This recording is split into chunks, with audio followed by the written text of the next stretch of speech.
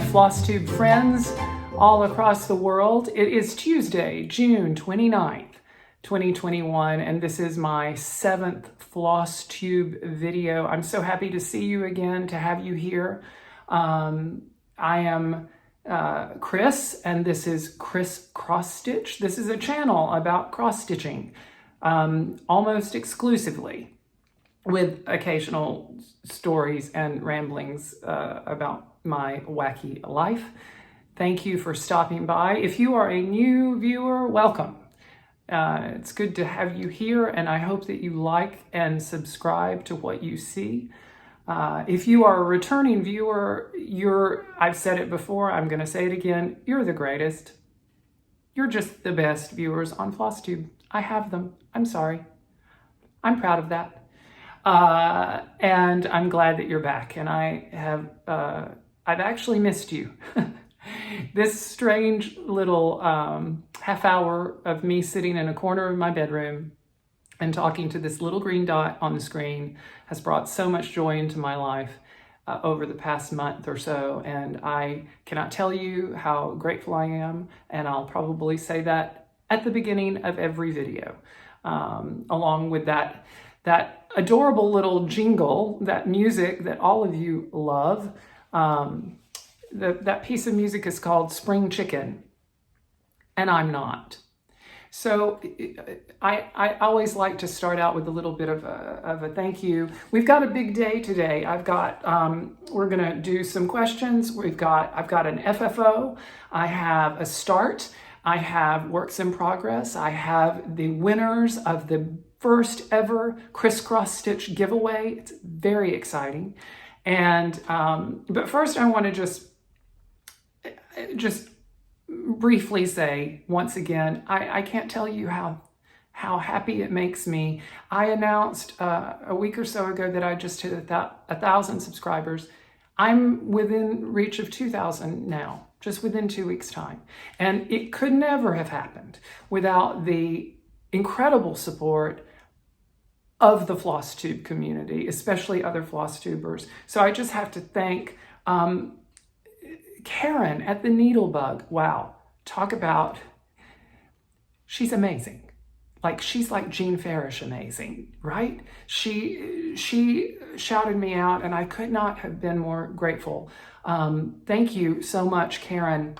Laura at Stitching by the Shore, thank you so much for mentioning me. And two people from the UK who are actually in the under 1,000 subs club, but they are the Crafty Stitchers, Steve and Heather. They're great. Please go watch them because they're funny and they stitch amazing things. Steve likes Halloween stitching like I do. So thank you to those people who shouted me out. There are going to be some more thank yous later on in the video that I'm going to mention as well. But first out of the gate, I wanted to thank the three of those. I do have questions and answers today, and I don't feel badly about taking up a little bit of time with that before I get to showing you my progress, because they're mostly cross-stitching related, and I'm happy about that. Linda P. Was it difficult to transition from Aida to linen, and what thread count in linen did you start with? Yes. Yes, it was difficult. It's the difference between walking on concrete and sand, jumping from Aida to linen. I started on a 32 count, and that's the basket of cherries that I'm not going to show you this week.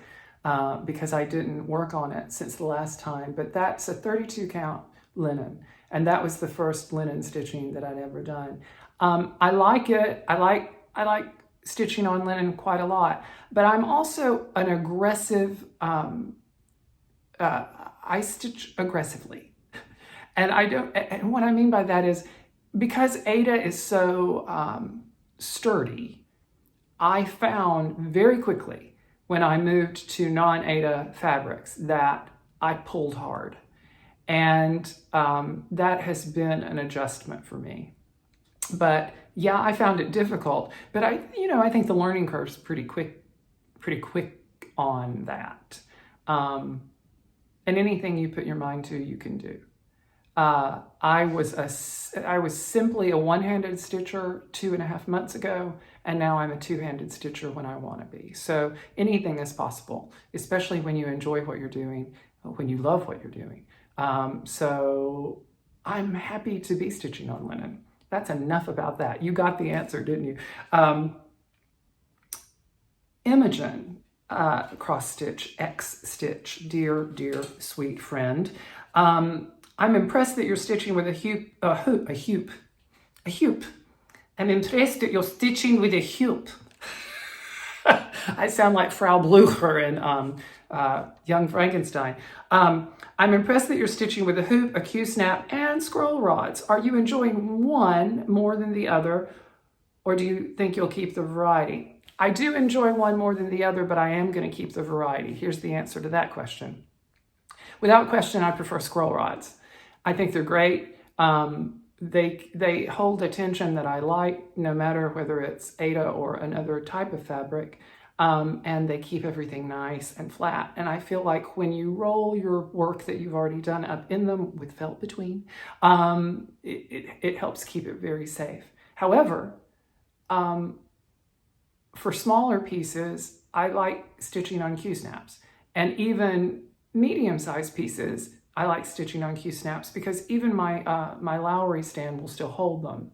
The only thing that I really use a hoop for is my small basket of cherries linen piece that I just talked about. And I like the hoop for that because it's a little bit more delicate and it reminds me to be more delicate and I have to hold it carefully. So I think I'm going to keep using all of them. I'll just probably use scroll rods more than the others, but I do enjoy them all.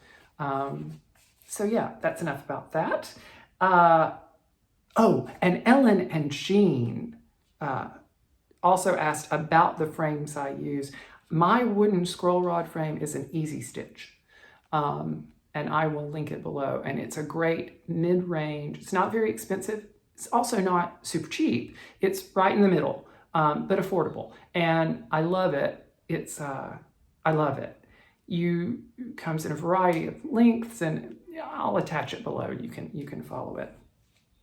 And now a little pseudo cross stitch related question. Do the people in your life like your stitching? Yes, they do, because you're the people in my life.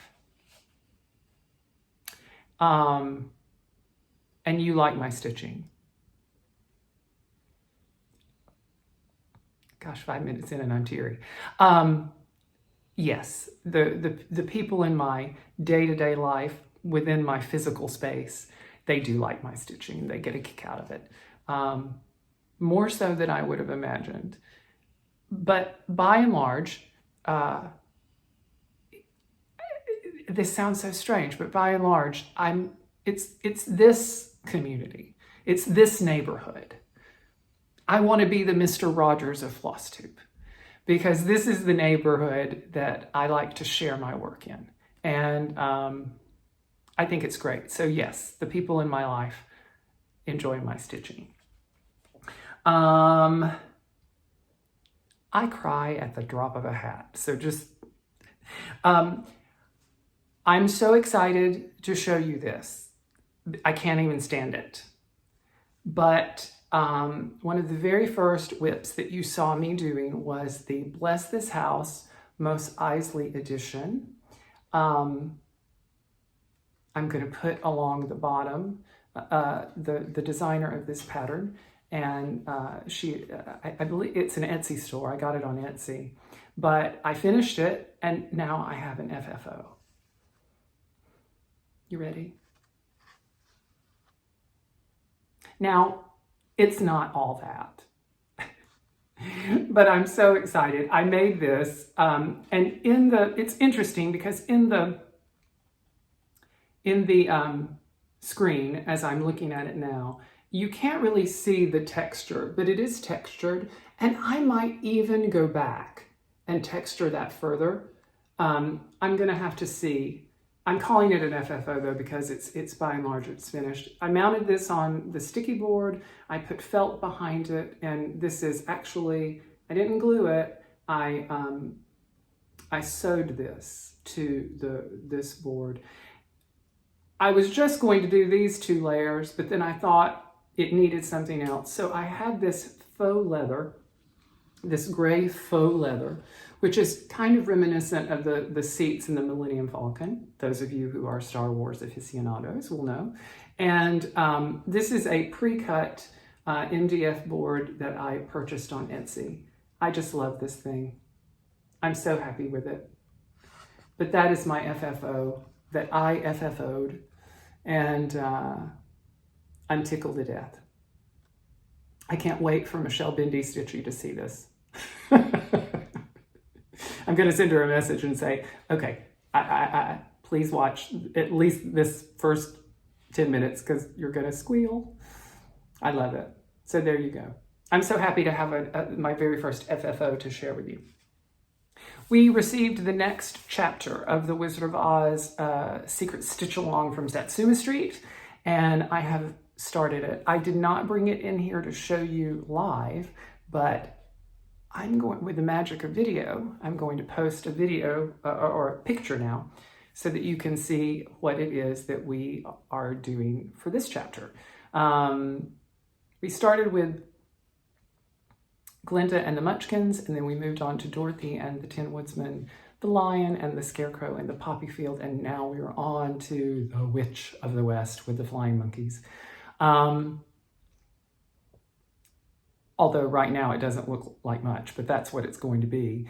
And I've been focusing on some other things this week, and so there's not much to do with that, but next video, that will be done. I assure you of that. So as you know, we're doing Spooky Summer Stitch, hashtag Spooky Summer Stitch, and more people are joining the bandwagon, and I love it because I'm seeing great new patterns, and I'm seeing a lot of things that I want to do. But if you are stitching something Halloween related or spooky related, join the hashtag. It's not an official stitch along, but we're all just keeping each other company, and it's going to go throughout the summer. We're not going to end just because this is the end of the month and July rolls around. This is going to be, as long as it is hot and considered summer in your neck of the woods, we're going to be spooky summer stitching. But first work in progress to show you is my Halloween cat. And this got a lot of love this week. I was tired of her just being a disembodied head. So I went ahead and I outlined some of the body just to get an idea of the scale of it. And then when I got tired of doing black, I popped over there and I started stitching these beautiful little trees. I love the way Jody does her trees in her designs. They're just mid-century modern and fantastic and colorful. I love it, love it, love it. But there's Halloween cat. We decided her name was Elphaba.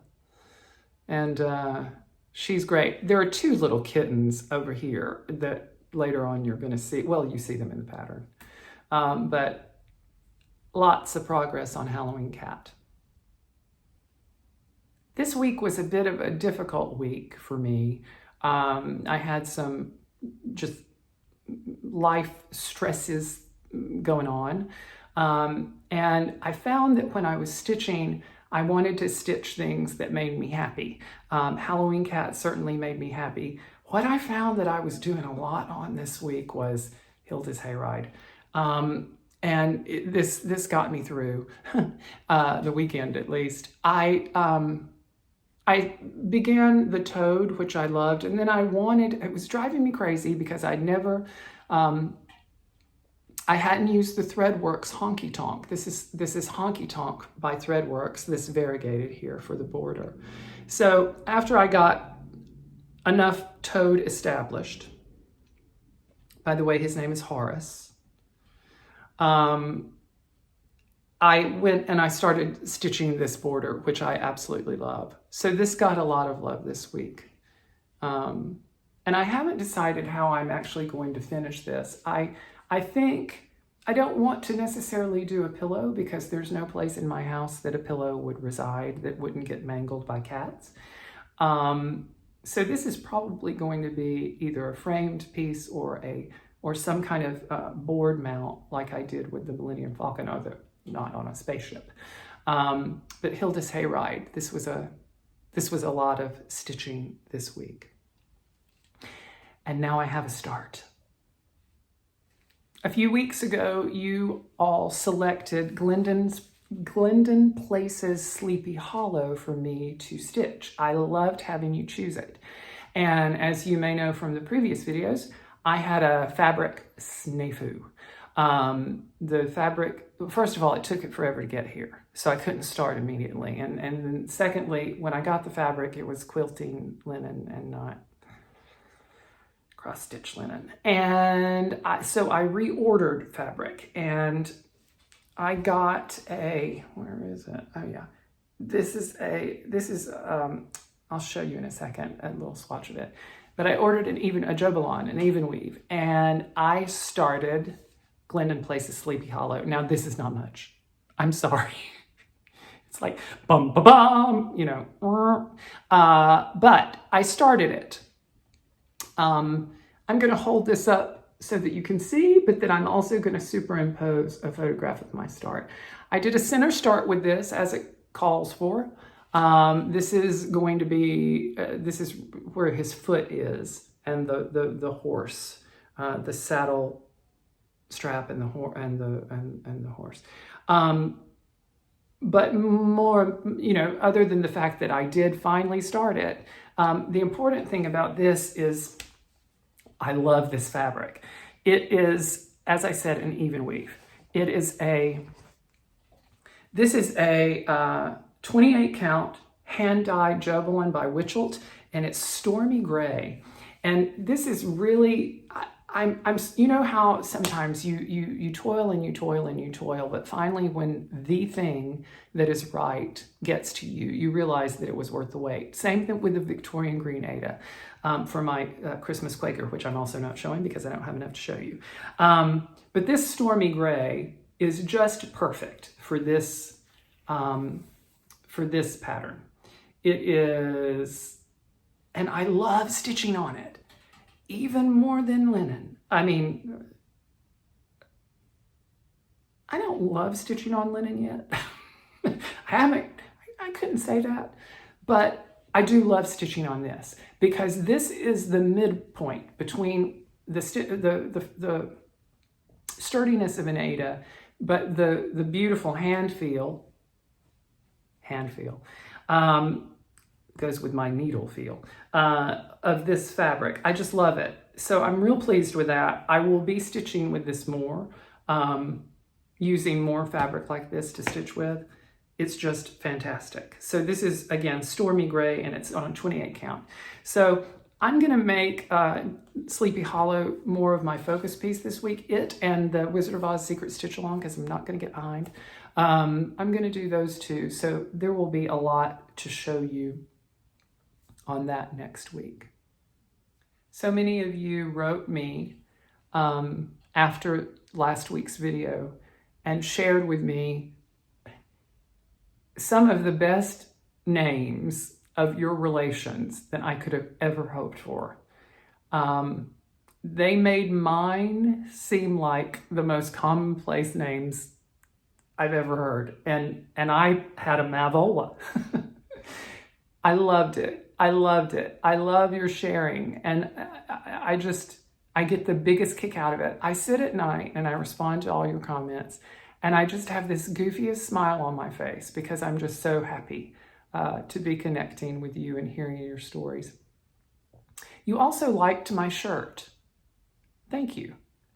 I will try to continue to dress appropriately for my videos. But along the lines of stories and some of the non-cross stitch things that I put in my videos, I was cleaning out the garage this weekend, and I opened a box, and in the box it was full of books, and most of them were books that I've had for, you know, all of my adult life, but some of them went back to my childhood. And one of my aunts that I mentioned last week, Clara, I'm going to put a picture of Aunt Clara up right here. She was beautiful. My Aunt Clara was, you know how you talk about angels walking on the face of the earth? She was one of them. And she worked at our local XrossStitch drugstore. And, oh God, they had an icy machine. It was not a snow cone machine. There's a distinction. This was an icy machine. It was like slushy, well, like the brand Icy, but this was a non-brand. And they had all these flavors that you could, you know, in these little bottles, the colored bottles, and they would flavor it. But they weren't weird flavors. I mean, this was the early mid-70s, so it was like grape and lemon and watermelon. And I don't know if there even was a watermelon. But anyway, that was back when, you know, drugstores had ice cream and things like that. I sound like I'm literally 150 years old, but you've got to remember, my town was about 20 years behind the rest of the world. So even though I'm only, you know, it goes further back. Anyway, I'm so tangential here, but my Aunt Clara worked there. And every time they would get in a new shipment of little golden books, she would buy a few and bring them to me. And as a result, I can't remember a time when I couldn't read. I read very early. I think they told me I began reading when I was 3, if not a little before. But I don't remember ever not knowing how to read. And the reason is because of my Aunt Clara and these little golden books that she got for me.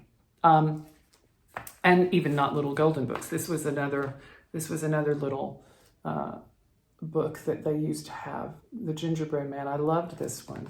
And one of the things that I treasure about this is that I actually wrote in them. I know I shouldn't have, but, and I was a very organized child, so I numbered them. Like in one of my counts, this was little book 8, and then another one, it was 12, and it changed, but I don't know why I did that. Virgo rising.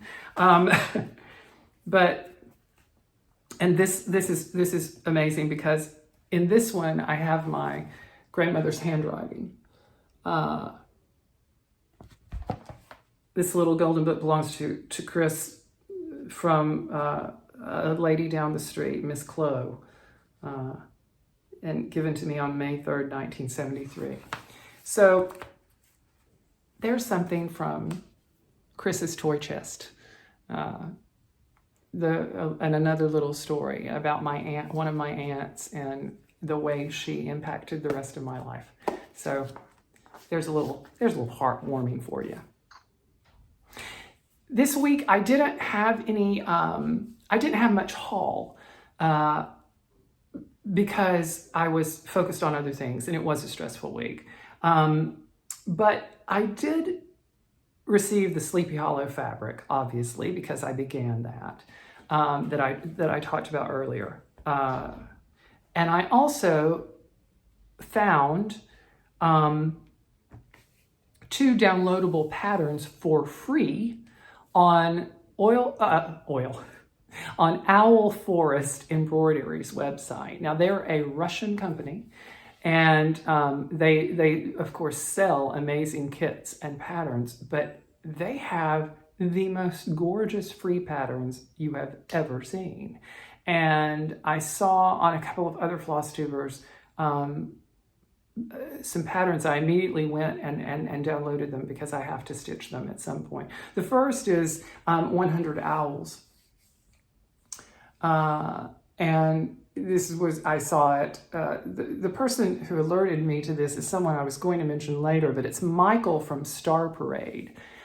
He is based in the UK, and he's fabulous. Also in the Under 1,000 Subs Club. So if you would like to go check him out, please do so.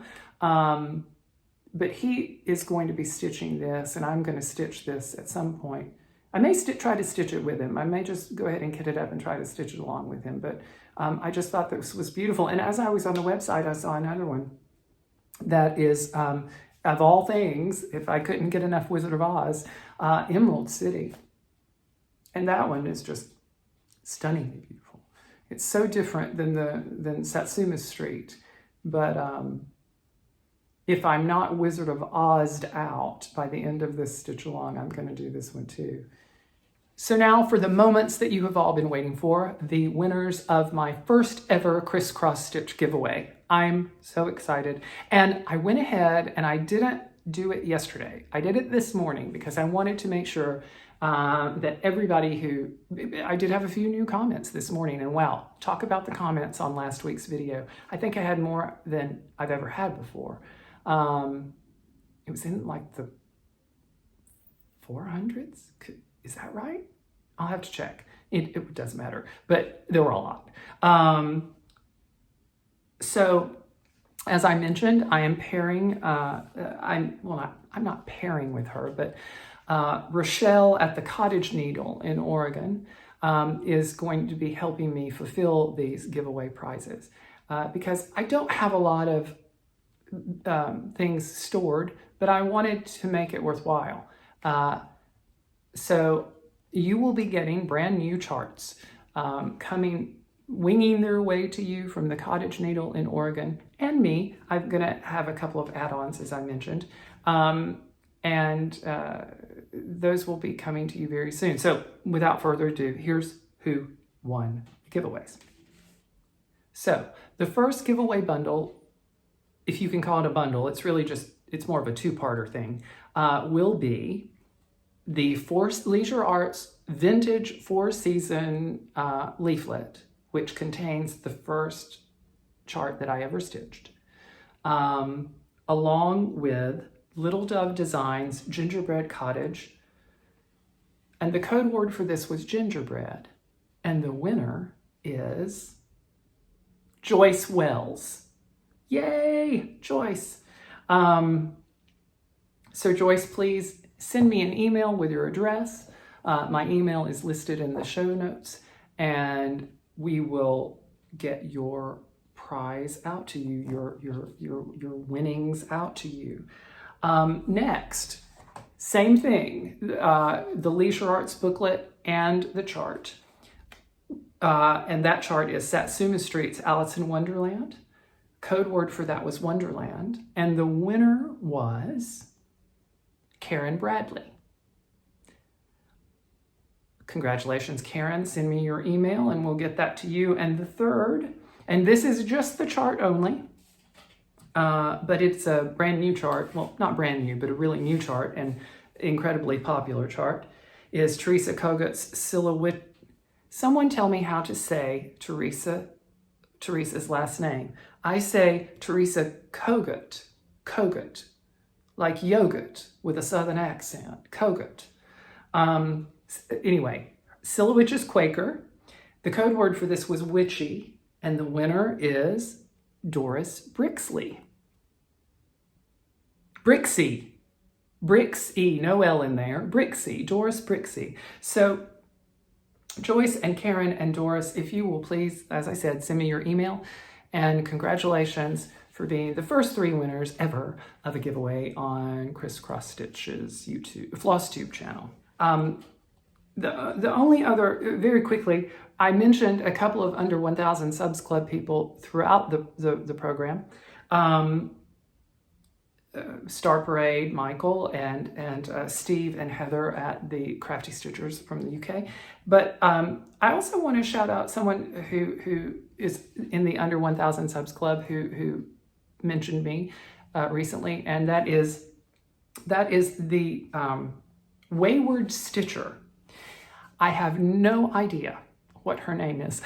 And I've watched her videos, and many of them, and I don't know. I'm sure it's in there somewhere. It's just eluded me, but thank you so much for mentioning me, and delightful stitching.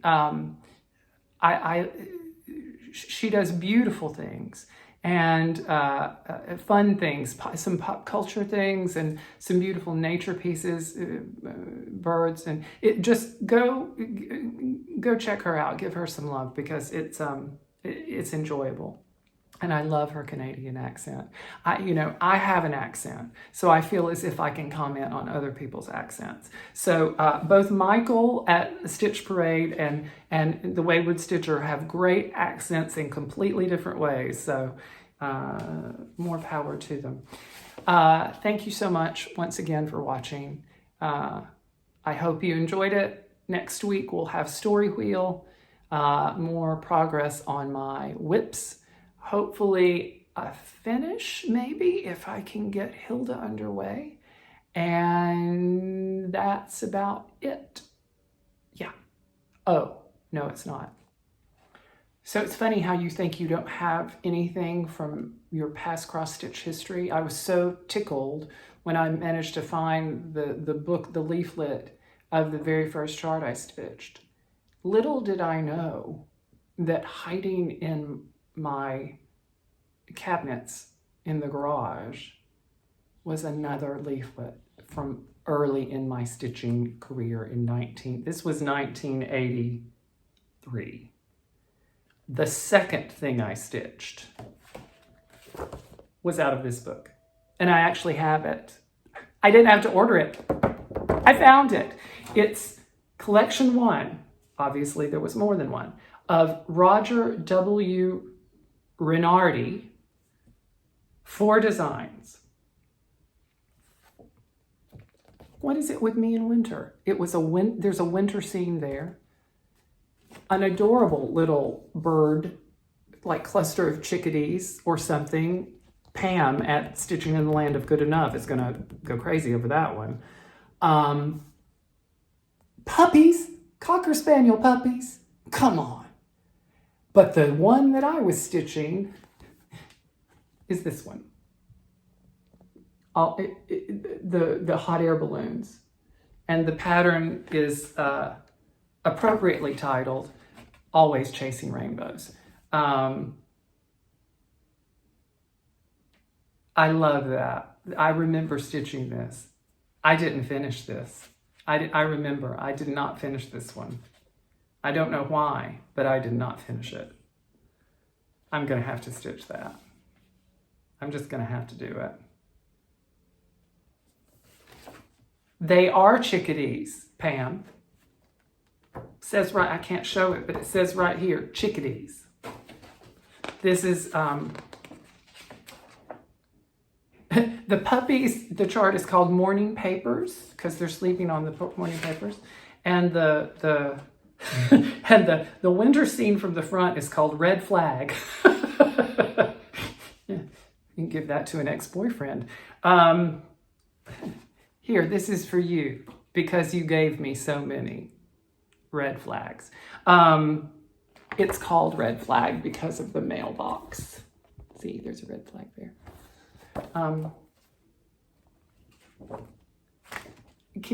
Just, come on. I found it, another one. It's meant to be.